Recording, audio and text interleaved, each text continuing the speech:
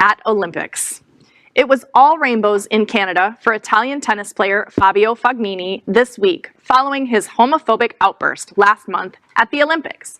While he was shouting anti-gay slurs during a match at the Summer Olympic Games in Tokyo in late July, Monday was a different story, as Fognini was sporting 3 different rainbow accessories at the ATP 1000 tennis tournament in Toronto: a rainbow headband and 2 rainbow wristbands.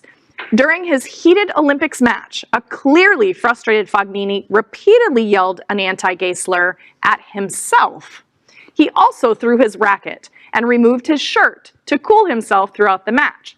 His opponent, Medvedev, required medical attention when he nearly fainted from the heat during play, but he was able to complete the match and defeat Fognini in 3 sets.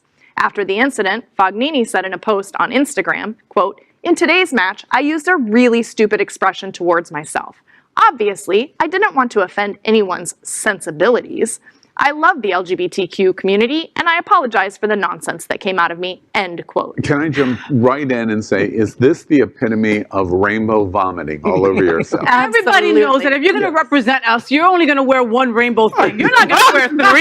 That is like overkill. We don't like that. Okay, I'm sorry, and dude. she wore it upside down. Yeah, not fabulous. And she wore it upside down. I will say, like where do we go? Where do we stop canceling people? Because the baby doubled down on his like homophobic slurs, and he immediately, by the way, he lost, so fuck her, right? But immediately the next moment you saw him, he was wearing rainbow accessories, which was saying like, look, I'm sorry, right? Like, where do we stop canceling people and saying at least he's trying? No, pero papi, say something. Don't put on 3 rainbows. We don't own the rainbows, okay? Like, I'm sorry, everybody thinks we do, but we don't. Like, that's not saying I'm sorry to us, dude. It's just not. And what was he screaming to himself? Like, I was looking everywhere for it, and it's like, and then Greg showed you. Show me how, Greg. Show me how you do it.